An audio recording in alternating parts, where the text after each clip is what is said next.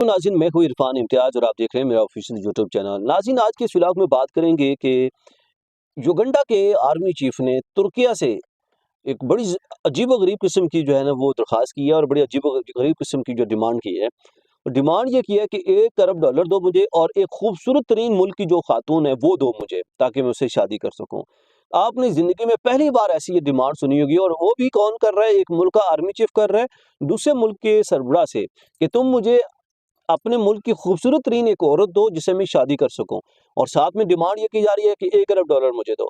मतलब आप हैरान रह रहे होंगे यार ये हो क्या गया? बेसिकली ये अफ्रीकी मुल्क है युगांडा जिसके सदर ने जो है उनके साहबजादे हैं सदर के और चीफ ऑफ डिफेंस फोर्सेस हैं। उन्होंने तुर्किया से $1 अरब की और शादी के लिए तुर्किया की सबसे खूबसूरत खातून के रिश्ते का मुतालबा किया है। मतलब आप भी दंग रह रहे होंगे कैसे अपने जो ओहदे का फ़ायदा कैसे उठाया जाता है। और उसने ये दावा किया कि इलाकाई सलामती की कोशिशों में युगांडा की शराकत को तस्लीम नहीं किया गया था और ये माली मुआवजा वाजिब अदा था कि इलाकाई सलामती की कोशिशों में युगांडा ने भी अपना किरदार अदा किया था, लेकिन उसकी शराकत को तस्लीम नहीं किया गया था और ये माली मुआवजा वाजिब अदा था और जिसकी वजह से उन्होंने ये डिमांड की है। एक्स पर दिए गए बयान में युगांडा की फौज के सरबराह ने लिखा कि सोमालिया की दारकूमत मोगादिशो में बंदरगाहों और हवाई अड्डों समेत दीगर बुनियादी ढांचे के मनसूबों से तुर्किया भारी मुनाफा कमा रहा है कि अब जो है तुर्किया उन्होंने कहा जी कि तुर्किया जो है वो सोमालिया की दारकूमत मोगादिशो में बंदरगाहें वहाँ पे मौजूद हैं, उनसे और हवाई अड्डे मौजूद हैं, उनसे जो है वो उनके बुनियादी ढांचों से जो है वो मनसूबे से तुर्किया तुर्किया जो है भारी मुनाफा कमा रहा है और दूसरी जानब इन मनसूबों को सिक्योरिटी फराहम करने की ज़िम्मेदारी कई सालों से युगांडा उठा रहा है। अब उनका ये गिला ये था कि इन तमाम चीज़ों की बंदरगाहों की, हवाई अड्डों की, इन सब की जो हिफाज़त की या सिक्योरिटी की ज़िम्मेदारी है वो अदा कर रहा है युगांडा, लेकिन युगांडा को कुछ भी दिया नहीं जा रहा।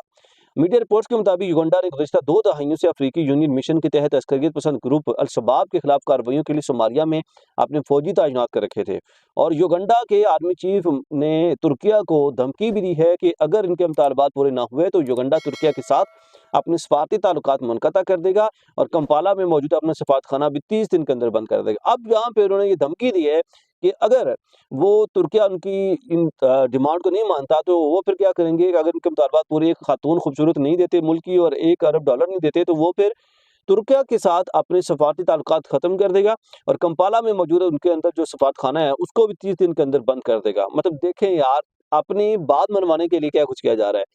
गाबा ने ट्वीट की जो कि युगांडा का आर्मी चीफ है कि युगांडा को तुर्किया से $1 अरब की सिक्योरिटी डिविडेंड के तौर पर मिलना चाहिए। ये तुर्किया के लिए आसान सौदा है, या तो हमें अदायगी करें या फिर मैं यहाँ इनका सफारतखाना बंद करूँ। कि आपने पहली बार ऐसा बंदा देखा होगा।